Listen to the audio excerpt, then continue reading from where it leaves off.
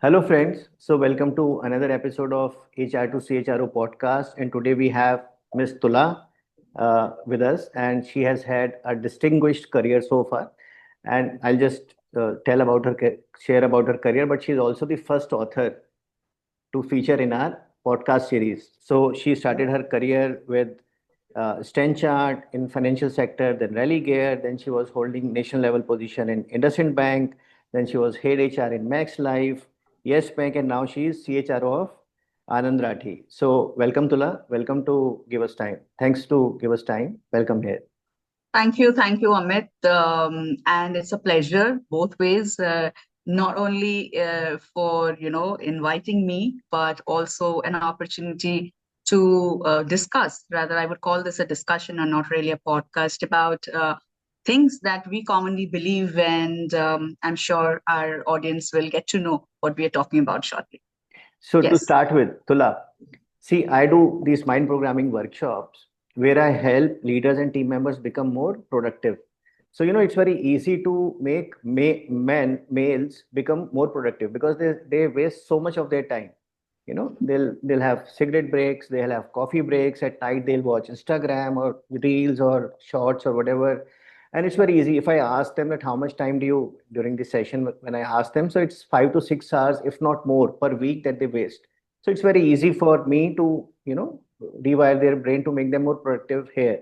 But when I'm talking to girls, I find it I'm at a loss. I don't know how to make them more productive because they are already so productive. They work, they give their 100% at work.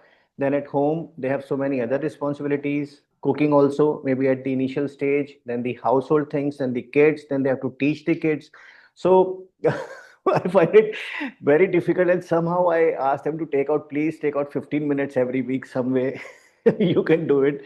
So how do you do it? So for a lady, for a girl to reach the and only 0.5% people they reach the CXO level, and for a girl it's even that much more difficult because she has to do so much more on her plate. So what is the secret of your success? How did you reach Right. this? Yeah, before I answer your question, I would want to point out, and please don't get offended.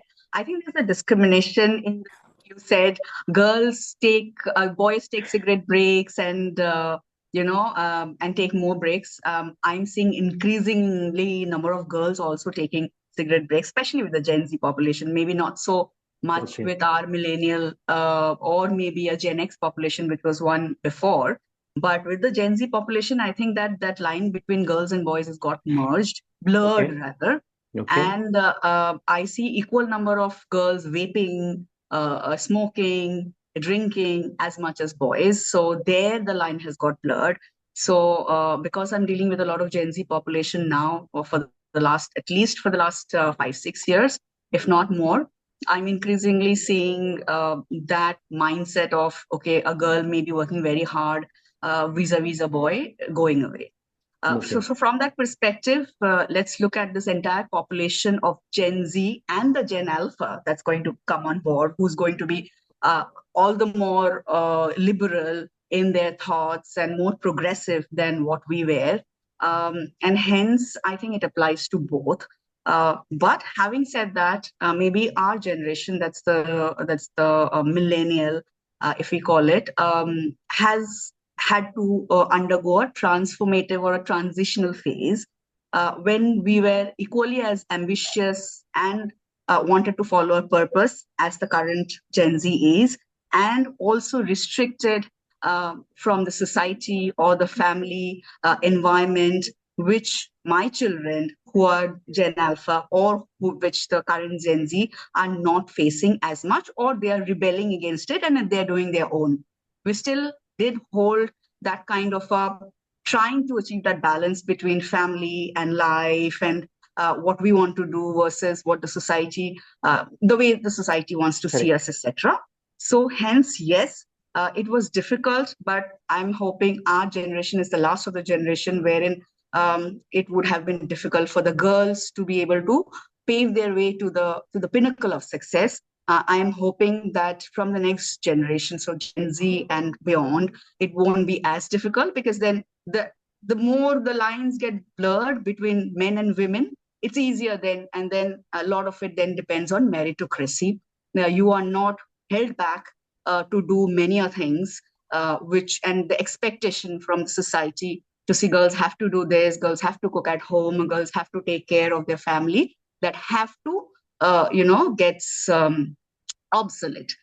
So now, if you tell a Gen Z today who's very ambitious, very driven, and wants to reach the top, they will probably have everything done by, for example, let's say practically by housemaids or other support systems, and they will pursue what they want to do.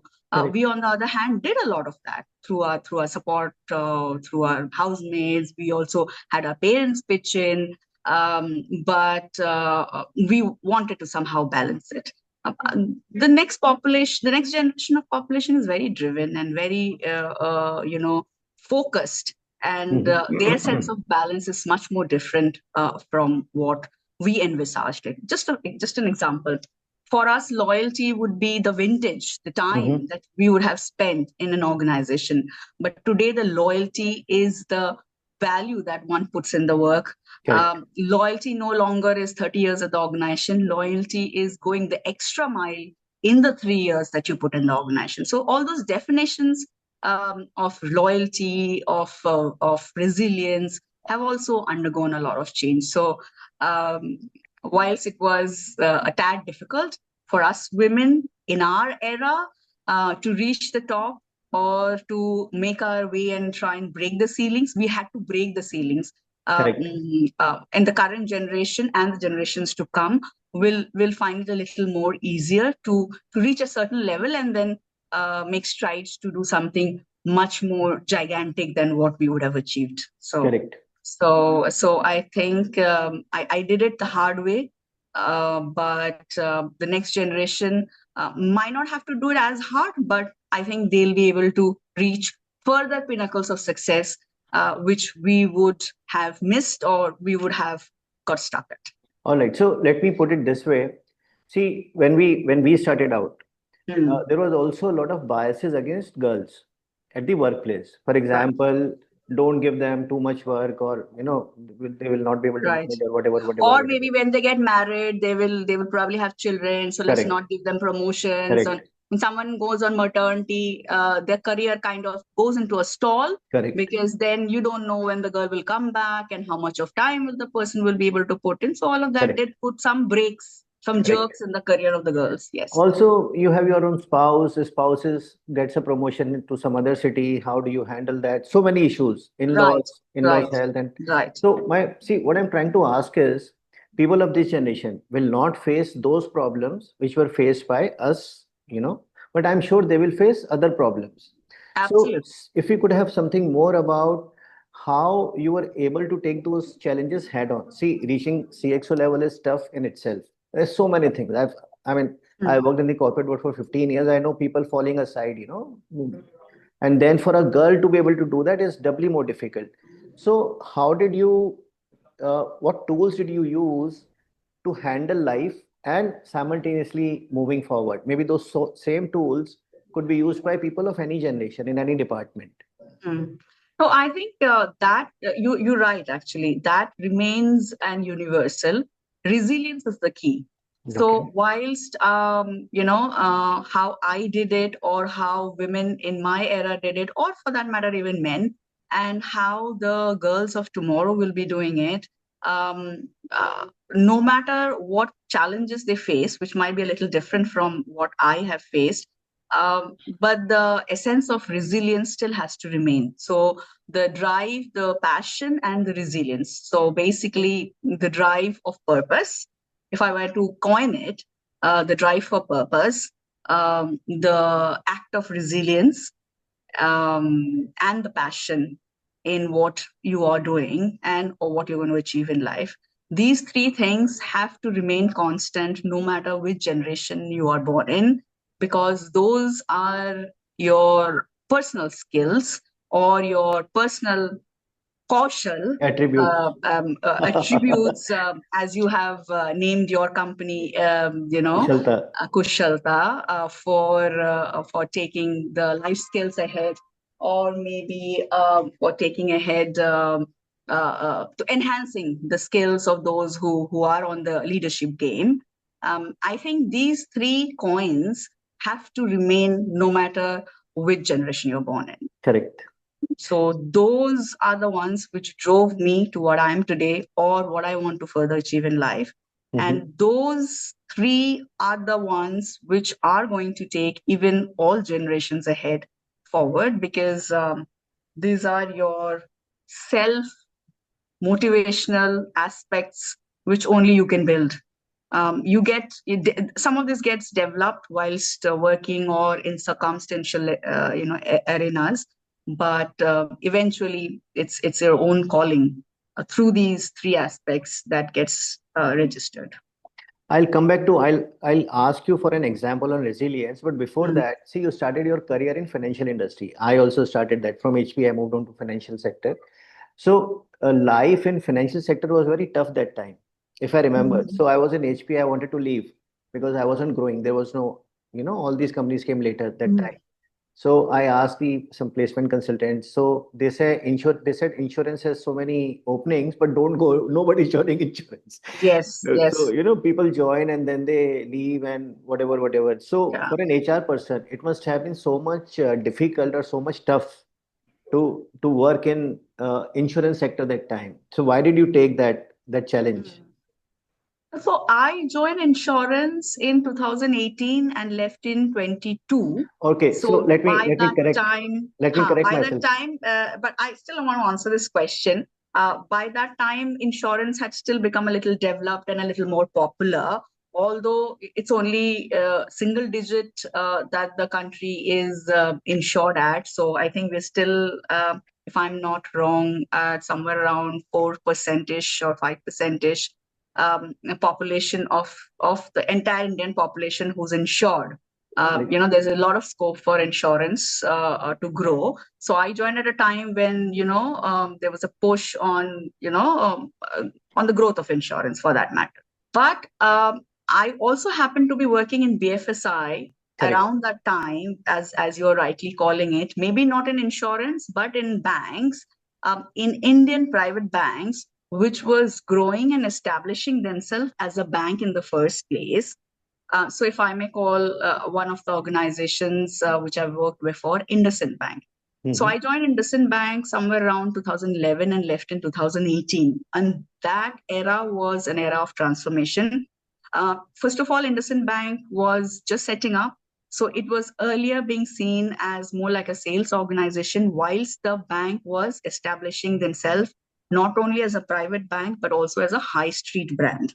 So there was a lot of element of hire and fire, not so much of fire, but hire and exit, as I would say, which happened in my time when I had joined.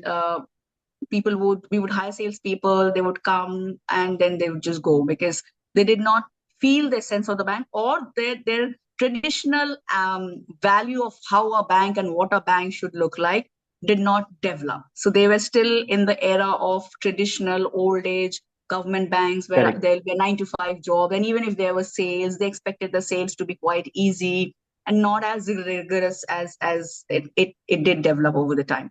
So then, even though you went on and hired a lot of people, but you could not retain a lot of people because the mind shift change was happening in that era.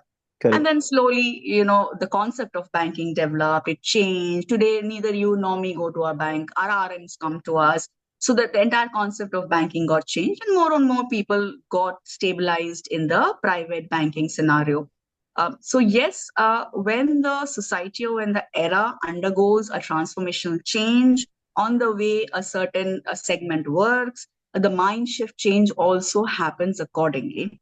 And then things start to settle down. But having said all of that, when you're undergoing the transformation, it's absolute chaos, it's absolute mess. And you just have to have the ability to deal with that ambiguity day in and day out. And maybe that could also be my point number 4. Some of us may be lucky to have not undergone that kind of an environment where you get into a structured organization and you grow into a structured phase of life, and then you have a structured environment, luckily every time. I was not so lucky. I did start my career with international MNC organizations. I did my MBA from UK, Leeds University, and I had gotten a campus placement in HSBC over there. I did that for a very short period of time, and then my calling was India, and then I came back and joined also an MNC bank, which was Standard Chartered, and I spent a good 7 odd years there. So that was an organization which was age-old and structured, and they wanted to develop things. They wanted to create centers of excellences, which was unknown, in those days. So that was a way to take things one level above. And Correct. then suddenly, from that scenario, I joined organizations like Religare and Indocent, which was completely different. Yeah. But people in my era at that point in time could have also moved on from one MNC to another, to another, to another, and then their life path would have been completely different, or the struggles that they would have had would be different.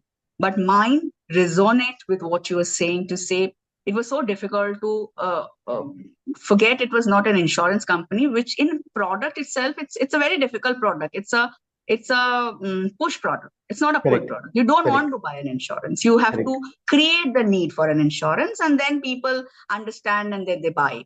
You have to create the why of the insurance. But Correct. for banking, whilst the current account and the savings account was something that people wanted to invest in, or the FDs were something people wanted to invest in, but the banks also had an additional responsibility selling insurance, selling mutual funds, which we still had to sell the why of those products, or maybe any other structured products for that matter. Banks not only do liability products, they do asset products. Asset products like loans are easy to sell because there's your need. Correct. But then there are other structured products, especially the investment products, wherein we know you need investment, we know you need to save, but you just don't know how, and probably you don't find the need to have someone telling you as well. Now if you see everyone around, all the influencers, the financial influencers everywhere on Instagram, Facebook, any other social platform, LinkedIn, etc., X, everyone is talking about how could you save money, how could you retire Correct. at let's say 45, 50,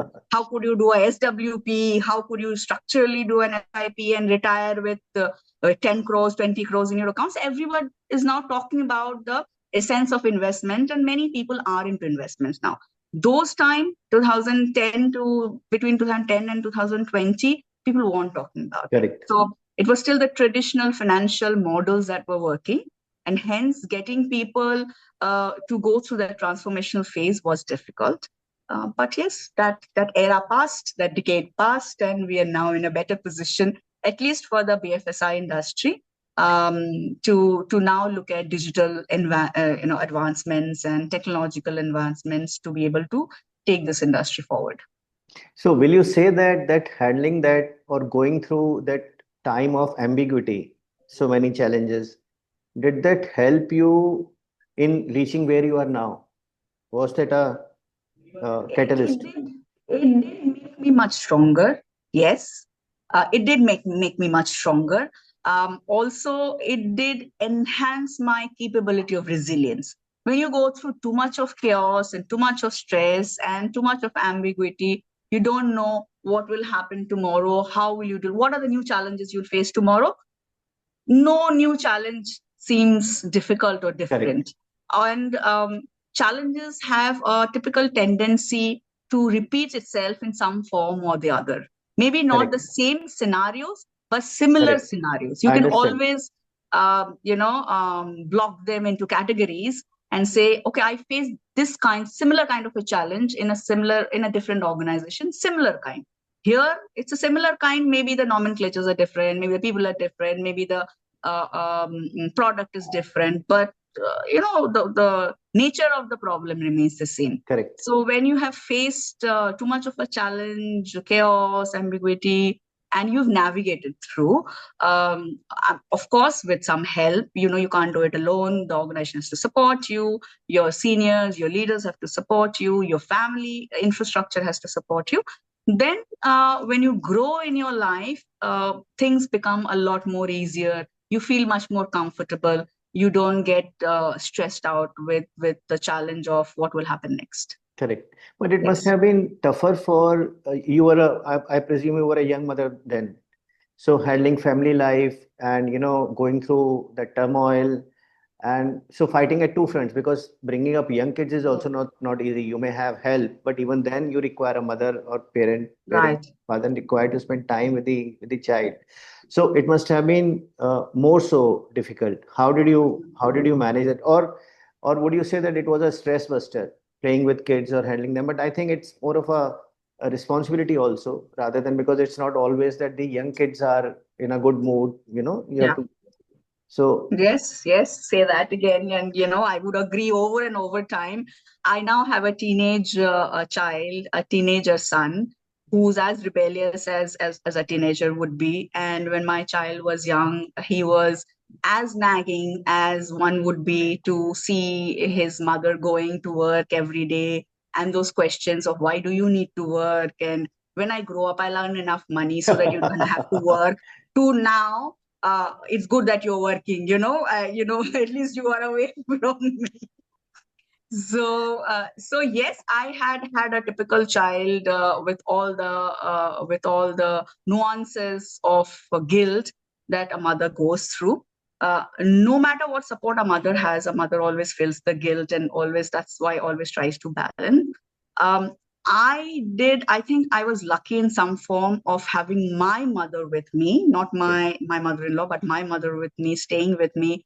And that's a sacrifice I think my mother made of kind of struggling and shuttling between my father's place and my place. And we were in two different cities. I'm a Bong, so my father is in Calcutta, and my mother, I stayed in Delhi. So she's the one I think who sacrificed and shuttled between two cities, staying with me most of the time. That's how I managed. But not many women were lucky as me. Either they had their in-laws, or in some places they didn't. In cities like Mumbai and all, you don't even have in-laws staying with you.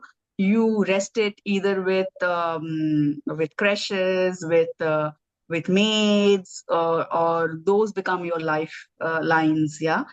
So yes, that challenge was there earlier. That challenge is still there.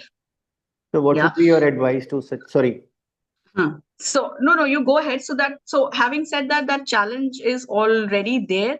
One needs to take a conscious call. Um, I think the options are more now. Earlier, Yes. we did not have an option of a hybrid model of work. We did not have a concept of work from home. It's COVID which has changed everything and opened up the mindset of the corporates to say, okay, you can also work from home and be productive. You can also come to office twice or thrice a week, and the rest you do not. You can also do a hybrid model of a few days at work and few days at different premises, um, of any other offices. So all those have opened up now. In our times, you have to come to office no matter what, because it's opened up. Correct. And for that period of time when motherhood becomes, or when your child is very, very small and may require your presence much more, then I think one could avail of the hybrid opportunities, work from home, or work from different premises kind of an opportunities, or look at organizations who offer those, or more and more organizations will turn towards this model. Um, and there'll be very less, I believe, there'll be very less number of organizations remaining who would want you to be in office from 9 to Correct. 9, and not let you take those leaves, Correct. etc. Um, Even in our days, maternity leave was only 3 months. Then it became 6 months, and then now you can take it extended beyond that as well. And most of the companies, do allow that kind of leverage. So things have changed, and hence the workplace environment has become more conducive for women also to be able to continue. And Correct. you would also see, Amit, there are a lot of organizations now which have come up Mm-hmm. to put women into their second innings.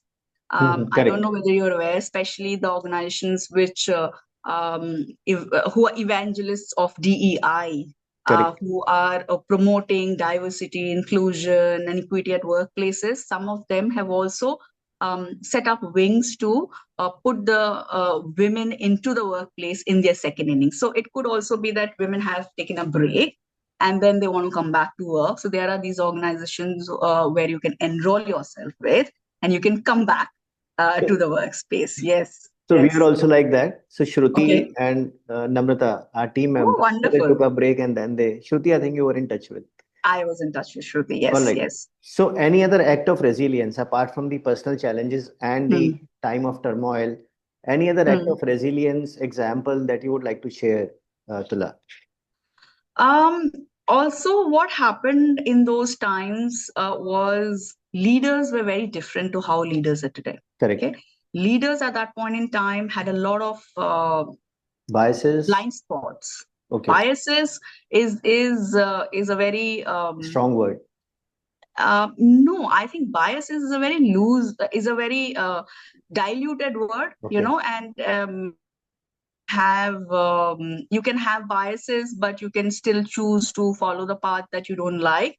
I might have a bias for X, but I still follow Y because that's the calling. But blind spots is something that you don't know you have.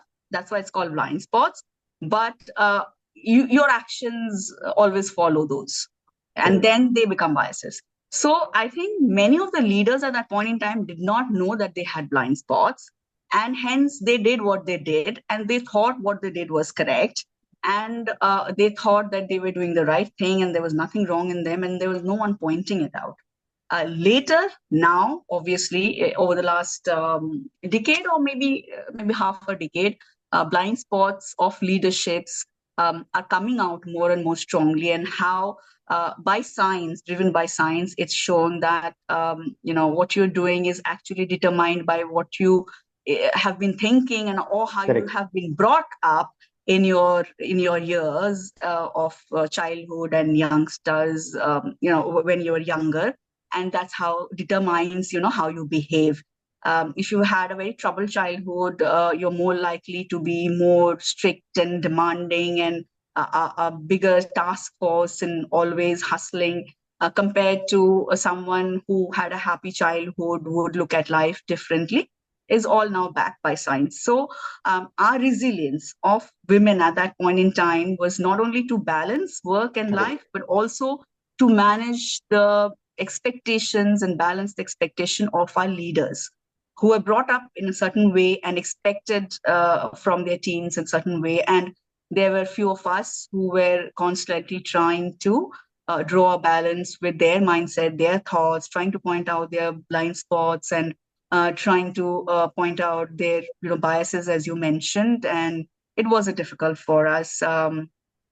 Assertiveness was seen as bossy, as a sense of dominance Correct. by women at that point in time, which later grew comfortable. But a sense of resilience also stands true in driving your purpose in what you believe. So if you believe you're doing the right thing, then you will not only have to cut through the work-life balance, but then you will also have to cut through the mindset of your leaders, Correct. of your seniors, of those who matter in your workplace and in the society as well. So a part of the resilience is also to have your voice put out, and which is why I also did author my book, and I'll be happy to showcase it here. It's called The Heart is the New Brain. And I've always believed that our heart takes decisions more productively than what our brain does. And I think it's a futuristic perspective to our life, given that AI supposedly will be taking over a lot of our brain activities. And then it is the heart which remains, and whose activities still hopefully will not be able to be duplicated by the AI, and that still will rule, and the decisions made by from the heart's end will be much more productive, as well as that probably will need to be dwelled in and developed in the days to come. This resonates so much, Tula, Yeah, because we also use these mind programming techniques to rewire right. the brains of leaders in our workshop. So, can you give an example of how a decision, like you have written in the book, you must have written in the book, I read it now. Can you give an example on how a decision taken by a heart is better than, let's say, a decision taken by the brain? Any example? I think the answer to that lies in emotional intelligence. The point which differentiates the heart from the mind is emotions. Whilst we all know that the mind has a brain and the heart is a heart, but what many of us do not know is that the heart has its own brain as well, with equal number of neurons which control the decision making power as well. So we're increasingly backed by science, we're increasingly seeing that heart is a one-stop solution for not only your emotions, but also your decision-making processes. Only thing is that those decisions are backed by emotions. When you take a decision only through the brain or through the mind, those are backed by logic. And when you take it through the heart, those are backed by emotions. And why they become productive is because your emotions are your feel. They are your inner hidden feelings, or they are what you go through. And hence, when you take decisions through your heart, you're more likely to pursue and be sustainable and be consistent in those decisions than by the brain, which relies on logic. And tomorrow, if the logic change, then the decision changes as well. But your feeling is less likely to change, and it's more likely to become sustainable over a period of time. Very So nicely put. Very yeah. nicely put. So, two things in our workshops. One blockage that people have is that I am not good enough to reach a CXO level at mid level or junior level. Another is that CXOs don't have time. I'll have to work very hard if I reach a CXO level. So, how do you manage to work and write a book simultaneously and do so many things? How do you manage your time? Are you saying CXOs do have lesser amount of time at This is the hand? blockage. This is the Oh, the blockage that people blockage have, in the mind. Okay, which we right. help remove. But even then, writing a book requires, because I've also written a book which is on Absolutely. Amazon, so I know how tough it is. So how do you Right. find, how do you manage your time? You know what, Amit? We always find time for things that we really want to do. Very nice. And I think for all of us, and we know it heart on heart, we find excuses for things that we actually deep down do not want to do, but Correct. have to do. Correct. But if we really like doing something, we'll find out a time somehow to be able to do that thing. That goes for everything. It's not about writing a book, it's about anything. If you want to Correct. watch a movie, you will find out a time to watch that movie. Or if you want to really go and buy something, you will find out somehow the time to go and buy something. Correct. Or if you want to really want to find some time to talk to someone, you will find out some time to talk to someone. It's what you really want to do. It Correct. should come from your, that's why I said purpose and passion. You should really want it. If you really want it, you will find you yourself, your brain rewires itself. And I'm sure, because you're doing so much of work on cognitive learning and etc., you know the power of the subconscious mind. If it Correct. is there in your subconscious mind, it will come out, it will find its way. And I'm not even talking about manifestation. If you start to manifest, eventually you will do it. I'm saying, even if you're not manifesting it, if it's there in your subconscious mind, if it is there somewhere at the corner of your heart, at the corner of your brain, you will find a way to do it. We always do. Correct. Imagine those days in our, if you have been lucky or unlucky of having dated, or having going around. I was lucky to have gone through many affairs during my college time, etc. I wanted to, so I found out time. And then, obviously I found out time to study as well. I knew I had to study some, even if I'm going around with boys and having a merry time. I still had to study. So I found out time for both of them. So it's what you really want to do. You really find out time for that. So So I believe that. one of the techniques we teach people is how to, using brain science, on how to start liking something. So then you start doing it. So any tip you would like to share with people how they can start liking something, so that then eventually they'll start finding time for doing that? I don't think one should pressurize oneself into liking something.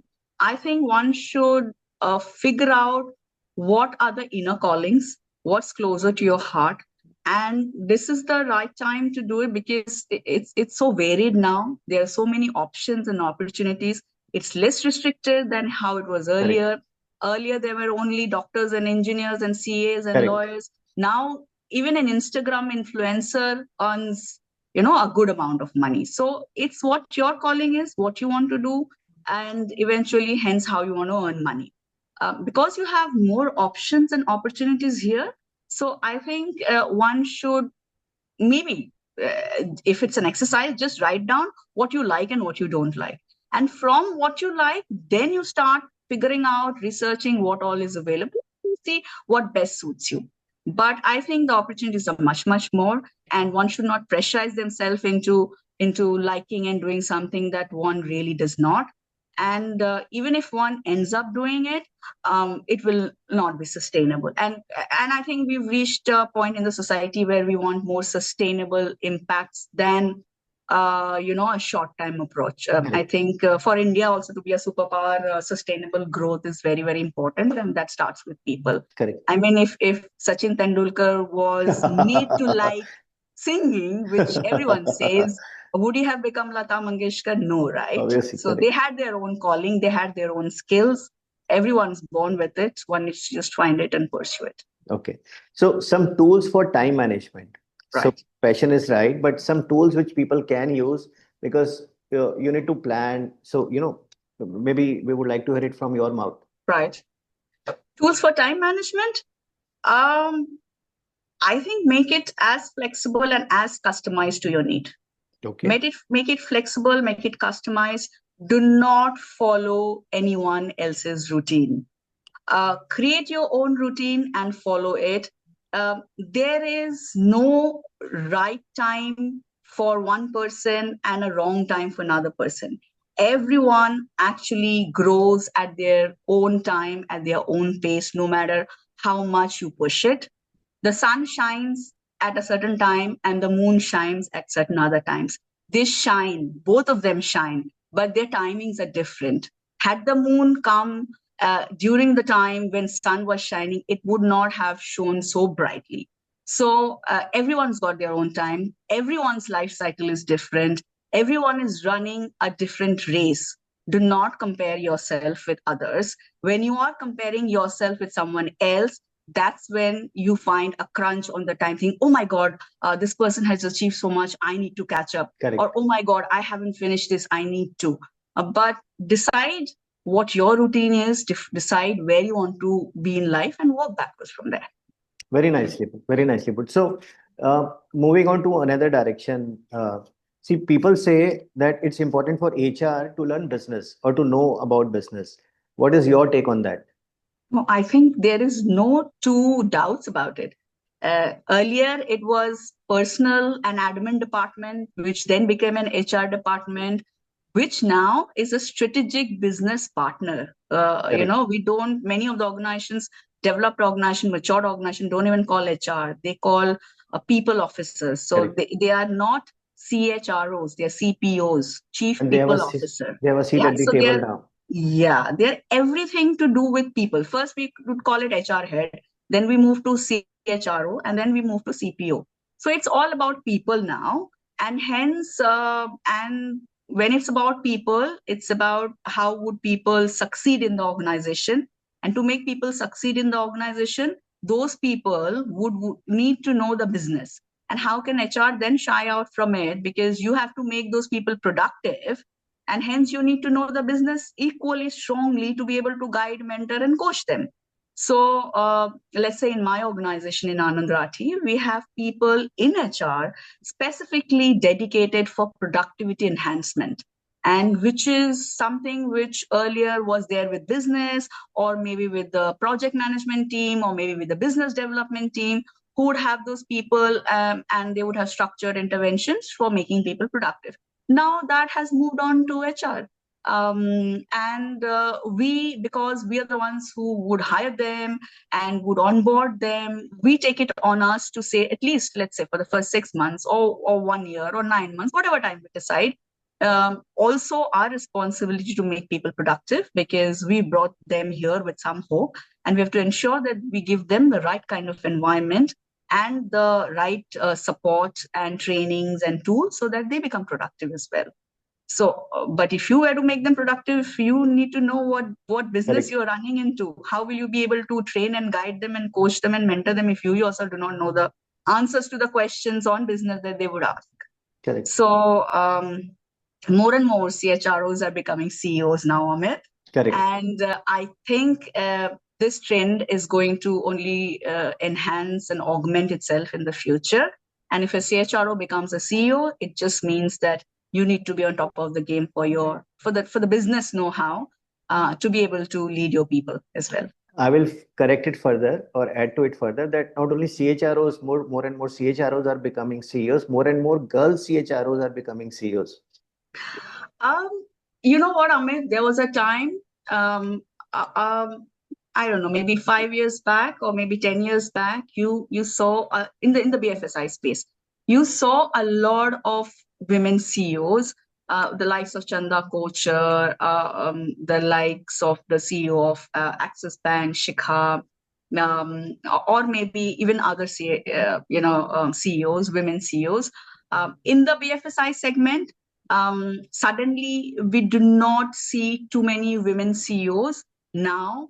There are far and few, but I think there are a lot of budding one level below CEO women leaders who are gearing themselves up now to take on those mantles. But yes, it's a path that we all want to strive and achieve and reach there. So I think it was all there's always a golden period, it was a golden period some point in time, and then it died its own death. And I think we are again preparing to reach to the stage of the golden period. So yes, I think this is a period that we are all as they say, sharpening the saw to be able to reach those positions. So we need to see more women CEOs, at least in the BFSI space, because finance is a technical skills, and it doesn't depend. It doesn't matter whether you're a man or a woman. It's not a physical work that you're doing. And hence, when you're using a brain of a male and a female are equally fertile. Correct. Girls' brain is 3% better than male's brain. No, in left and right brain connectivity is better as per science. True that. But because it's also like let's say technology or finance, these two, in my mind, these two are the areas which does not differentiate between a gender. Correct. It can also be done by a transgender. So it doesn't matter what your gender is. These are technical skills and can be learned by anyone and can be excelled by anyone of the human race. Correct. So for a young HR professional who has so much on his or her plate, the KRA, the KPIs, how can that person learn more about business? Business operations, whatever, other departments. How can that person learn more about this? Again, I would go back to what I said earlier. You have to really find your calling. If you are in an industry which you really like, if you like finance and you're in an industry which is all about finance, you'll tend to personally learn about it on the go, whilst you're on a job, etc. However, if you are unfortunately, at least in your early careers, if you're unfortunately in an industry which you are not so fond of, but you've started working in that industry and you've had a decent growth, and hence you're continuing in an industry, and hence you need to know the business. It is best to have more and more, and if it is on the job and if you don't have time to upskill yourself, there are a lot of opportunities to upskill yourself, even at prices which are dirt cheap, or even free courses. Correct. So if you are interested in learning yourself, if you have that push, that drive, there are many avenues. But if you do not have time, as we rightly said, where is the time and all those excuses, and you only have on the job time to be able to learn, you should meet your business people more and more often. Very nice. You should sit with them, try to solve a problem for them, ask them about, because HR or business always would look at HR on a problem solving aspect. And even if there is no problem, or if you sense there is a problem that could happen, it's in an amber stage, a red flag could seep up, you need to take the proactive approach to go and sit down with your business and make him understand on the people aspect of which you are a master, expected to be a master. And from there, seep in the discussion towards the business objective to say, what can we do more, or how do you look at your business to shape up, and what is it happening in the industry on your business, etc., and mold the discussion in a way so that it's a there's a give and take approach in the discussion that you're doing with your business. You are offering your expertise on people management. They are offering the expertise on the business side. So that's a practical way of doing it. Many of us earlier in our life had done it and understood things from someone telling us much easier and in a simpler way, and it stuck with our mind much more than what we understood by reading things. Correct. So how Yeah. should it be done? That spending time, should it be done in a planned way that every week on a Thursday morning I would take out half an hour to spend time with somebody in the other department, or it should be off time, having lunch or having a coffee break or something, or water cooler discussion. How should it be done? Both, Amit, Okay, both. both. Both. You have to have What that works open for you, mindset. Yeah, yeah, what works for you maybe doesn't work for me. Maybe I am not a routine guy by choice. Maybe I actually don't like a 9 to 5. I'd rather, do my work, finish it off, and go off early, which is what you're seeing more and more in the current Gen Z population. They want to do their work and they want to go home. They don't want to be restricted by a 9 to 5 timings. And hence you find your own time to go and talk to business, or maybe even the informal discussion that you have. Or maybe I'm a very structured, organized, routine guy. In my personal life also, I follow structure. I have everything neatly carved out for myself. You look at people's desks, you'll come to know who's structured and who's not structured. You look at a desk, and there are people who are carelessly careful. They're I careless. understand. There's paper all around, but they know which paper is where.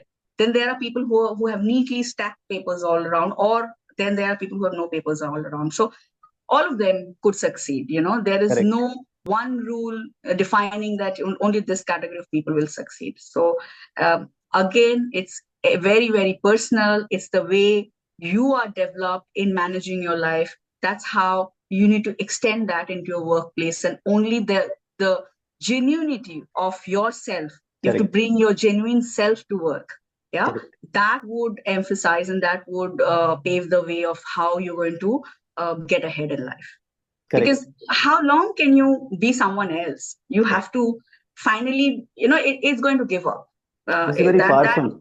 Yeah, it's going to crush. That facade is going to crush, because then your personal self would come out, and then you become frustrated because you are constantly dealing with someone who you are not. So never, never. So my guide to everyone who's in my team or has ever worked with my team or wherever I've had a discussion, never follow someone else's routine, never follow someone else's footsteps. Follow their journey, learn from it, and carve your own path. Have the goal in mind, and then walk backwards. Find comfortable ways for you to do it, and you'll be reaching there. There is no one stroke fits all. So we'll talk Different about goal in strokes. mind because you talked about we'll talk about goal in mind because you also said drive for purpose and passion for the goal. So it Right. relates to that. But before that, how can somebody find out about their inner self? Are Mhm. there any tools, any techniques which a person can use? I think companies like yours are doing a brilliant job of actually making people aware of their hidden potential with regards to their mindset. Many of us are born up in a way where we are not, if I may use the Hindi word of that, रूबरू नहीं हुए हैं with our own inner self. It's a very difficult thing. We don't find a time to actually do it in our lifetime, or we don't get opportunities. But if you find it difficult to actually figure out what is your purpose in life, it's some people still struggle with that. How do I know what is my purpose in life? Then I think you need to undergo those leadership mindset or neuroscientific programs, trainings, where for those number of hours, for the number of days, you are completely immersed in that kind of an environment to be able to figure out who you are. Which is why some people, even break their 6-figure or 7-figure salaried Correct. corporate journey and because they have found their calling, and then they're doing it, and they're doing it beautifully. Today, I check social media just to be aware of what's happening all around, and I find so many successful stories of people living high-end corporate life and moving to farming. Correct. And still earning money, or just living the corporate life because they found their calling in the hills, Correct. and they went and set up some eco resort, and they're still doing fine. So on sustainable living, we wouldn't have dared to do that in our era, Correct. because probably we were so grinded in the rigmarole of life and work and family and society and balance, that we never found the time to sit, introspect, decide. Today, thankfully, people have got the time, and people can do other things as well. Correct. And there are so many options Yeah, available which help you introspect. And like you said, absolutely. immerse deep into it. So uh, wanted to talk about Gen Z, but before that, so goal setting. You talked about that we should have a goal and then move backwards from there. This is what you tell your team. And drive and purpose, drive and passion will also come to that. So something more on this, Tula, on On the goal setting. goal and the purpose, what's your exact question? Goal setting How do and you, of the life or at work? at work. At work. Okay. So goal setting can be two pronged. One could be goal setting to achieve your transactional work in the workplace. Another could be goal setting to what you want to achieve in life. When you are doing goal setting as an exercise, you should look to try to marry the both as much as possible, because then those paths are merged and you are not running on parallel lines. I mean, you cannot lead your life with one leg on one boat and another leg on another Correct. boat, and both of them running parallel. Very difficult. You cannot sustain it, again, I say, for a long period of time, and hence the commitment fades. So, when the transactional goal setting of what is required at work is being done, you have to try and marry it with your personal goals as well, so that you find your moments of aha, you find your moments of bliss and happiness also in that work. I'm just giving a practical example. For example, all of us in HR. HR has got many functions. Okay, HR alone has got some 6, 7 functions, which means HR. There's TA in HR, talent acquisition, which is resourcing, which is recruitment. There is learning and development in HR. There is HR operations. There is engagement. There is Compensation, benefit. comp and bend. There is the legal, regulatory aspects of HR, or just the generalistic HR of problem solving. You have to see which arena of HR is more closer to your heart.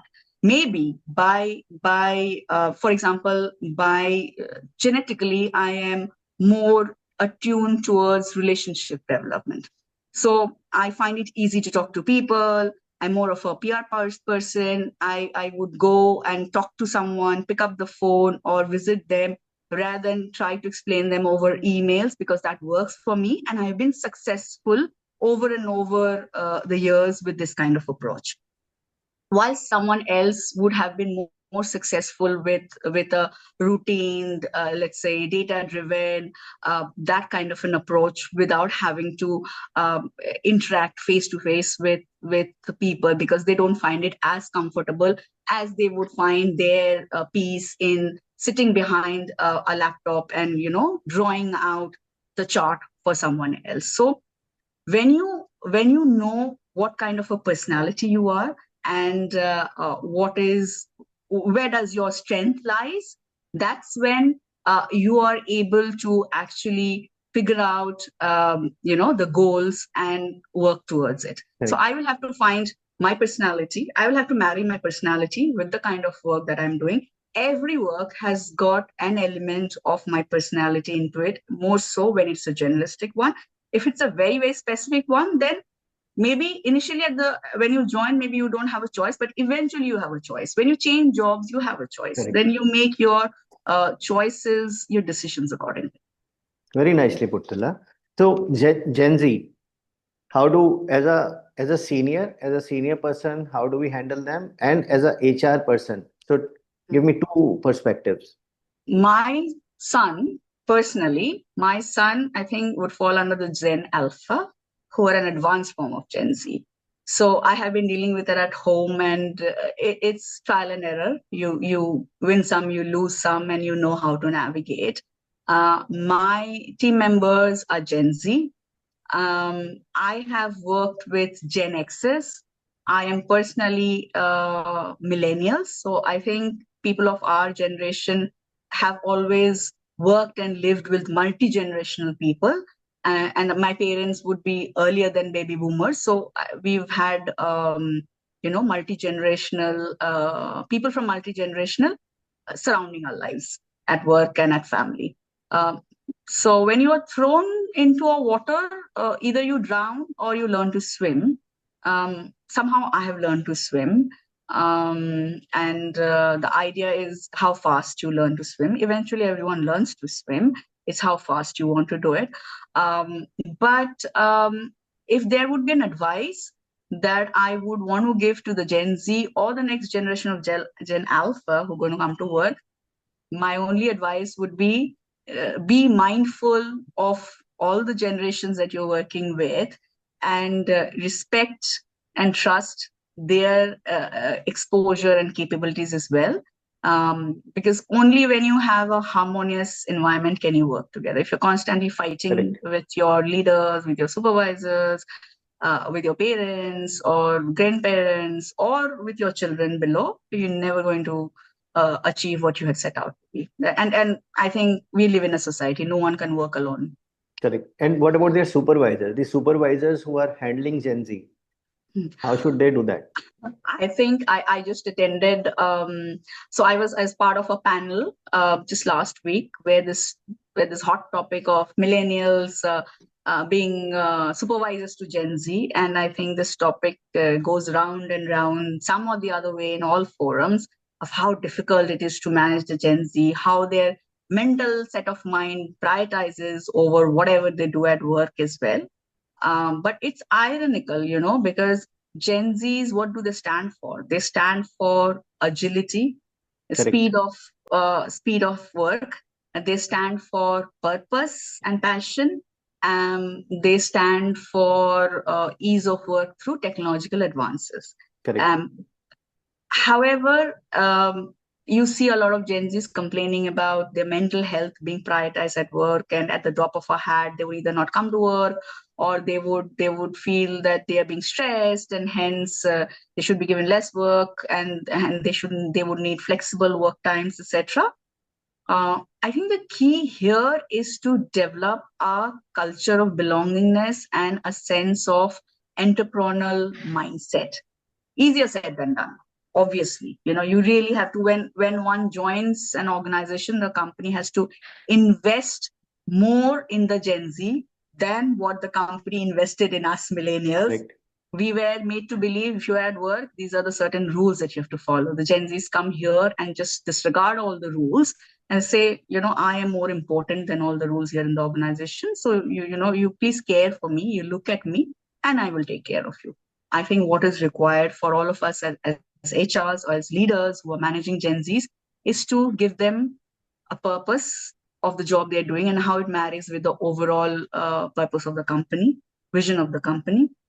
Give them a sense of belongingness and a sense of empowerment to be able to do what they want to do in their way. However, decide the goal, the end point for them. You have to reach there. You have to be a little more flexible as a millennial supervisor, that you give them the flexibility to do things their own way, but monitor them on the end result. Very nice. I think when you do that, and when you spend extra time, which is why all these separate aspects and departments of HR has got developed as well. In our time we were told, okay, you have to hire, you have to fire, you have to do ABCDE. Now you have to figure out ways of how you have to motivate and retain people, because motivation is key to retention. You have Correct. to figure out how the stickiness improves, because engagement has become more important than only driving their annual appraisals. Now many companies have moved away from the bell curve and they have gone to a more structured and more regular feedback mechanism Correct. of doing it maybe once a month or once a quarter, etc., because they think that drives productivity much more than an annual bell curve. So there are different aspects of managing the human being itself at work, which is developed, which are developing, which are gaining more prominence, and which is where even AI comes in to say, hey, we will take your manual, repetitive work whilst you have more time in doing this kind of work, which was not required as important or seen as important in the earlier years. So there were so many things I wanted to discuss more, Tula, but it has already been more than 1 hour. It has been 1 hour 5 minutes since we started talking. Right, yes. So we'll have to manage the Sure. limit. So in Crux, these are the best of the times for girls, and these are the best of the times for new people who are joining the corporate world. So this is the message. Anything else? The last parting message? Say this is the best of girls, boys. I think that that line is getting blurred. We no longer would want to look at gender as the reason for someone's success or failure. But yes, this is the best of time for more and more opportunities, because we are still in a transitional phase. You still have got some bit of manual aspects lying in some company, and you still have digitized. Over time, that manual aspect is slowly going to go away. It's all going to be digitized. So hence, you have more opportunities now at work than you had earlier, or you would have in future. So it's an interesting time. The only thing that will get us through is the power of resilience, the power of passion, and the power of the drive for success in mind. And you can carve out your own path beautifully in your own way without following someone else's routine. Very nicely put. Thank you. Thank you so much, Tula. Thank you so much, Amit. Pleasure. Really, the discussion has been meaningful, and I thank you for this opportunity. My pleasure, ma'am.